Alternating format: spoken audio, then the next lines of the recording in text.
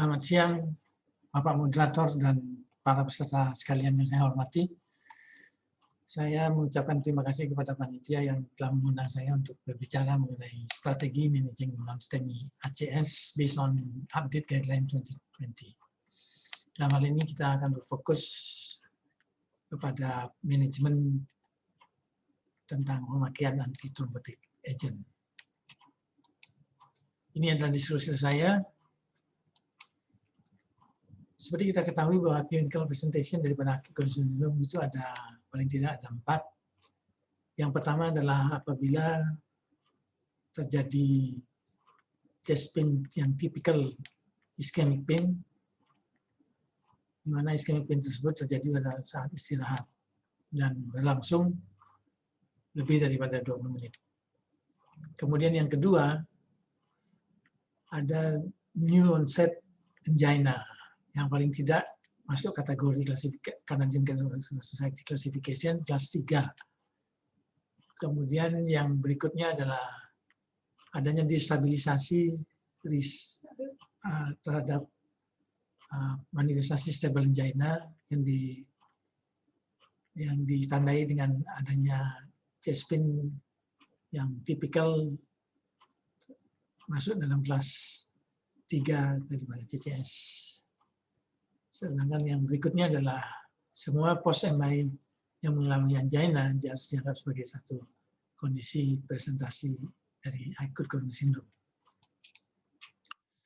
Seperti kita ketahui bahwa acute coronary syndrome itu merupakan salah satu manifestasi daripada penyakit jantung koroner, yang mana penyakit jantung koroner itu didasari oleh suatu proses aterosklerosis, dan apabila aterosklerosis ini mengalami plaque rupture, maka akan terjadi pelepasan tisu faktor dan hal ini mengaktifasi proses koagulasi yang ada yang berperan di dalam coronary thrombosis. Sedangkan jalur kedua adalah jalur yang melibatkan adesi, aktivasi, dan agregasi trombosit yang juga pada ujungnya akan memperkuat daripada coronary thrombosis yang terjadi.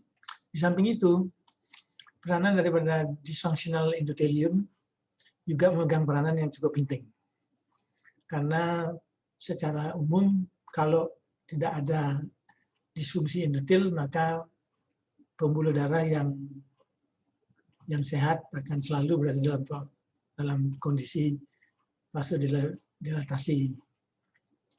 Sedangkan pada kondisi endothelial dysfunction ternyata vasodilator efek ini menurun sehingga terjadi vasokonstriksi yang juga berperan dalam proses coronary thrombosis.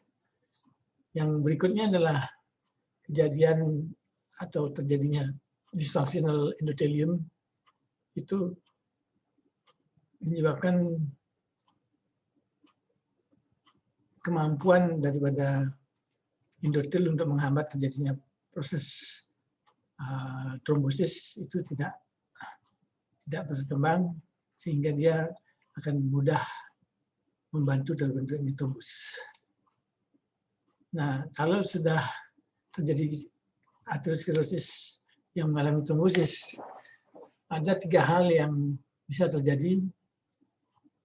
Misalnya terbentuk small thrombus yang tidak mengganggu aliran darah. Ini tidak akan bermanifestasi sebagai acute coronary syndrome, tetapi potensial di kemudian hari bisa mengalami hal yang sama. Kemudian yang berikutnya adalah terjadinya total oklusi pada pasien yang mengalami aterotrombosis. Proses itu disertai dengan perubahan ECG berupa ST elevasi dan atau Q-wave pada fase selanjutnya. Ini tergolong dalam kelompok pasien STEMI.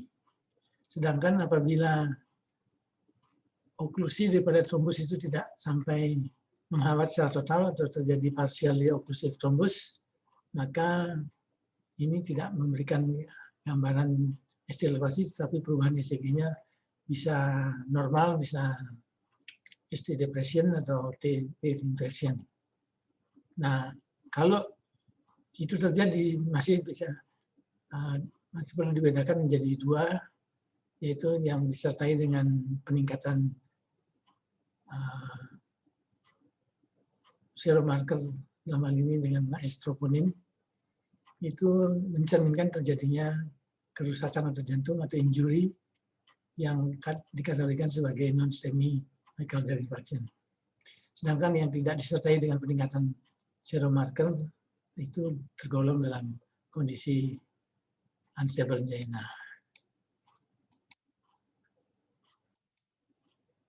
Sekarang bagaimana kita memanage kondisi tersebut, khususnya peranan daripada antitrombotik supaya outcome daripada penderita, terutama dalam hal ini adalah kematian, kemudian terjadinya MI, kemudian terjadinya stroke, atau terjadinya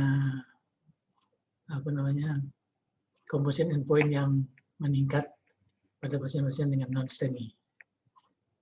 Dengan tujuan untuk melakukan upaya jangan sampai terjadi cardiovascular event yang lebih buruk dibandingkan dengan sebelumnya. Saya ingin menggarisbawahi bahwa antiplatelet terapi yang terpenting adalah bagaimana mengkombinasikan antiplatelet terapi tersebut. Kemudian kapan diberikan dan berapa lama diberikan. Ini adalah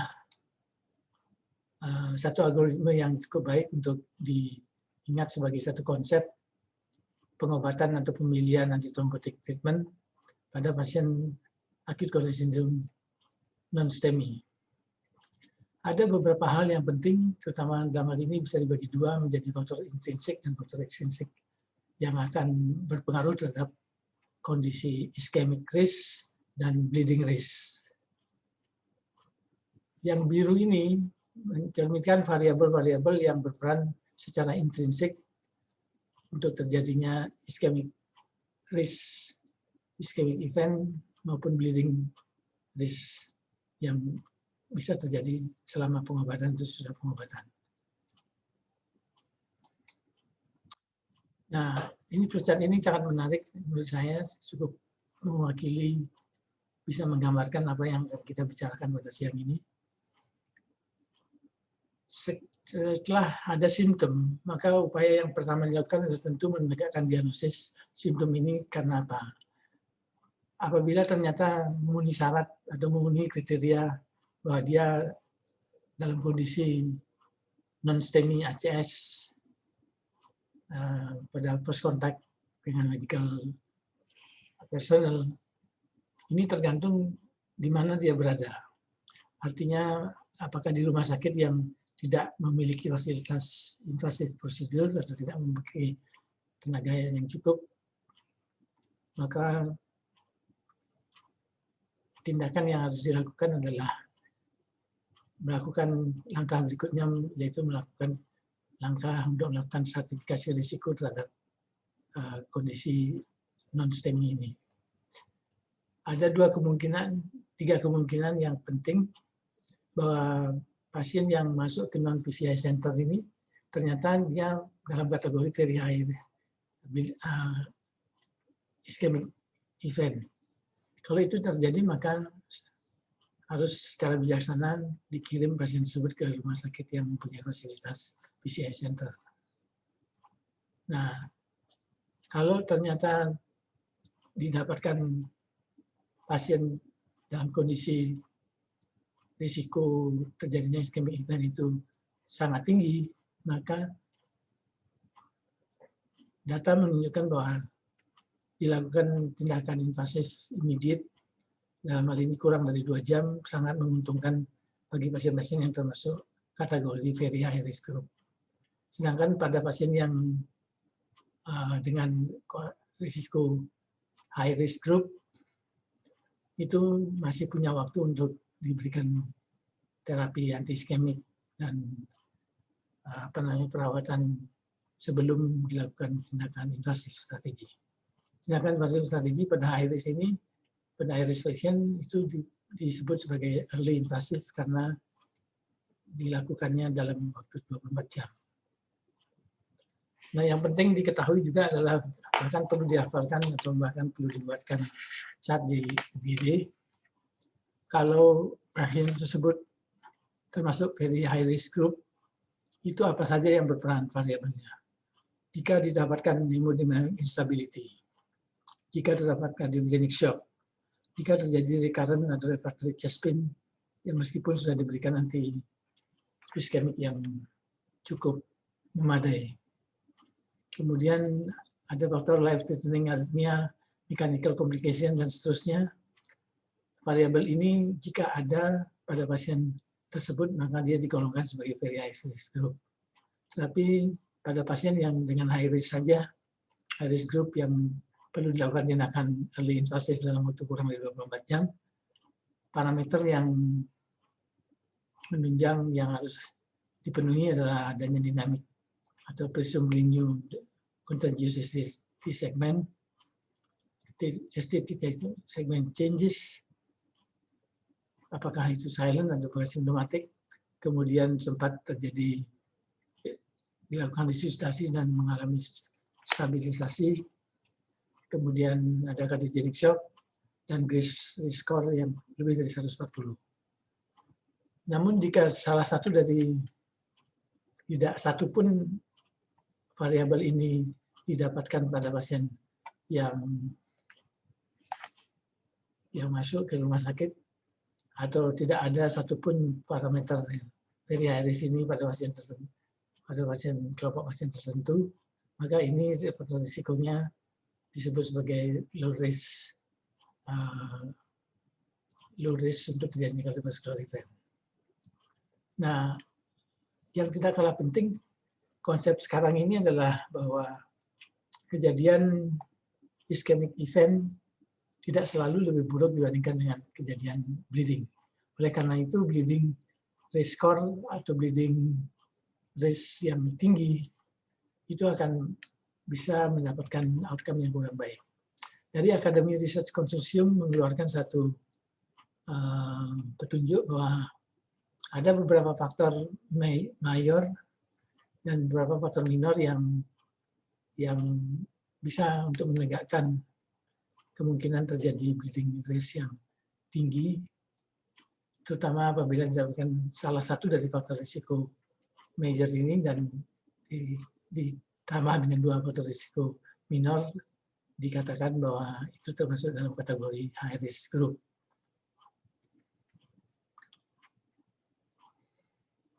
Kemudian dalam pengobatan penderita yang dilakukan PCI, yang akan dilakukan PCI, direkomendasikan pemberian peri-interventional antikoagulan treatment. Ini selalu harus diberikan parenteral anticoagulation. Kemudian ini harus diberikan pada semua pasien yang akan dilakukan tindakan. Ini terlepas daripada pemberian antitrombotik yang lain. Dalam hal ini adalah antiplatelet treatment pada waktu diagnostik dan during revascularisasi untuk mendapatkan ischemic risk yang lebih kecil, ischemic event yang lebih kecil, dan bleeding risk yang lebih kecil. Untuk itu ada beberapa pilihan seperti ini. Contohnya adalah pemberian unvaccinated heparin, itu diberikan untuk mencapai tingkat aktivitas clotting time, activated clotting time sekitar 250-350 yang dipertahankan sampai selesainya tindakan PCI. Nah, jika ternyata pasien-pasien yang akan kita lakukan tindakan PCI kemudian mesti dilakukan transferring ke center yang lebih lengkap atau mempunyai kapasitas untuk melakukan primary PCI ataupun tindakan PCI yang immediate, maka jika terjadi kondisi di mana dia tidak bisa dikirim segera, maka Fondaparinux dapat diberikan selama menunggu kemungkinan dilakukannya PCI dan ini rekomendasinya kelas 1B. Sedangkan pola pemilihan antikoagulan yang diberikan itu harus mengacu kepada keseimbangan antara efikasi dan safety profile daripada agent yang diberikan. Enoxaparin itu menduduki posisi pilihan yang kedua dibandingkan dengan pemakaian obat enoxaparin itu pada kondisi atau setting yang kita sebutkan tadi. Nah, untuk lebih memudahkan saudara sekalian, ini ada chart yang cukup simple bahwa pada pasien yang dilakukan PCI, antikoagulan yang diberikan yaitu unfractionated heparin atau enoxaparin atau bifenthrin, terserah apa yang menjadi pemikiran latar belakangnya tergantung daripada masing-masing center dan tergantung daripada masing-masing individu dan physician-nya. Jika pasien tersebut termasuk kategori low risk, maka pasien yang dilakukan PCI atau invasif strategi itu dapat diberikan aspirin dengan kombinasi P2Y12 inhibitor, apakah memakai prasugrel, ticagrelor, atau clopidogrel. Yang terutama dipilih adalah dalam hal ini, menurut data yang ada, ternyata prasugrel lebih unggul dibandingkan dengan ticagrelor pada head-to-head trial yang ditunjukkan melalui ISARIAC trial yang kelima, menunjukkan bahwa prasugrel ternyata lebih baik dalam konteks sebagai anti-iskemik. Berdasarkan perbedaan bermakna dari trial tersebut, bahwa prasugrel lebih efektif dibandingkan dengan ticagrelor. Sedangkan angka bleedingnya sedikit lebih tinggi pada ticagrelor. Oleh karena itu, pilihan saat ini yang dilakukan pada pasien-pasien yang low bleeding risk itu adalah pilihan antara aspirin plus prasugrel atau aspirin plus ticagrelor. Dan kalau ini tidak bisa diberikan, maka pilihan berikutnya adalah antara aspirin plus clopidogrel yang diberikan selama 1 tahun. Kemudian yang low risk bleeding, ini juga bisa diberikan kombinasi antara aspirin dengan ticagrelor selama 3 bulan dan selanjutnya diberikan ticagrelor tunggal. Pada kelompok yang high risk untuk bleeding itu diberikan pilihan antara aspirin dengan clopidogrel selama 3 bulan dan selanjutnya dilanjutkan dengan tunggal antiplatelet yaitu aspirin selama 1 tahun minimal dan dilanjutkan dengan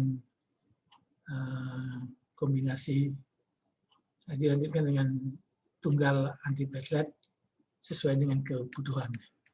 Sedangkan kalau very high risk, kombinasi antara aspirin dengan clopidogrel merupakan pilihan yang penting oleh karena dia memberikan angka bleeding yang lebih rendah dibandingkan dengan prasugrel maupun ticagrelor. Setelah 1 bulan maka diberikan clopidogrel alone yang dapat memberikan perlindungan untuk terjadinya ischemic event dan bleeding complication. Tidak jarang bahwa pasien-pasien yang didiagnosis dengan non-STEMI ataupun ACS yang lain itu berdiri sendiri. Seringkali karena biasanya usia juga mempengaruhi kemungkinan terjadinya ACS itu lebih tinggi, maka kemungkinan juga terjadinya atrial fibrilasi pada orang yang menderita ACS ini cukup tinggi. Secara normal, secara garis besar pilihannya adalah memberikan triple terapi. Dalam hal ini adalah new oral antikoagulan diberikan dengan DHPT selama 1 minggu. Setelah 1 minggu, diberikan double terapi, kombinasi antara new antikoagulan, oral antikoagulan dengan single antiplatelet. Sedangkan apabila bleeding risk-nya tinggi, maka pemberian yang setelah 1 minggu triple drug itu langsung diganti dengan double terapi antara new oral antikoagulan sama dengan single antiplatelet selama 6 bulan. Setelah 6 bulan, antiplateletnya boleh di stop dan diberikan secara tunggal oral antikoagulan. Sedangkan apabila high ischemic risk existing pada pasien tersebut, triple terapi itu diberikan sampai 1 bulan. Jadi tidak hanya 1 minggu, tapi 1 bulan. Untuk selanjutnya dilanjutkan dengan dual terapi yang berikutnya setelah 12 bulan dapat diberikan tunggal oral antikoagulan yang tersedia. Hadirin sekalian dan Bapak Moderator, saya ingin mengakhiri presentasi saya dengan memberikan take home message bahwa pre-treatment DAPT pada pasien yang akan dilakukan tindakan invasif strategi tidak direkomendasikan sebelum adanya coronary anatomy. Oleh karena ini akan mungkin saja bahwa coronary anatomy-nya tidak suitable untuk dilakukan PCI sehingga dia tidak memerlukan obat yang seperti tadi dan bahkan akan memberikan outcome yang misalnya dilakukan CABG, bleeding related CABG misalnya, lebih tinggi dibandingkan dengan kondisi yang sudah diketahui coronary anatomy-nya. Kemudian berikutnya adalah bahwa pada pasien yang direkomendasikan, pada pasien yang ACS STEMI ini direkomendasikan untuk selalu menghitung ischemic event dan bleeding risk untuk mendapatkan outcome yang optimal dan bisa mengurangi kemungkinan ischemic event dan bleeding complication. Parenteral antikoagulan is recommended in all patient. Jadi pada semua pasien yang menderita ACS non-STEMI itu mandatory diberikan parenteral antikoagulan sebagai tambahan daripada pemberian antiplatelet pada saat dalam proses diagnostik maupun khususnya pada kondisi sudah dilakukan tindakan intervensi.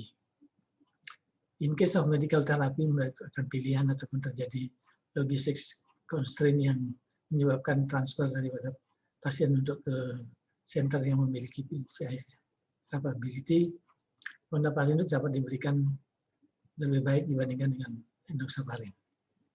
Saya kira itu yang bisa saya sampaikan. Saya ucapkan terima kasih atas perhatian Anda. Semoga bermanfaat. Terima kasih.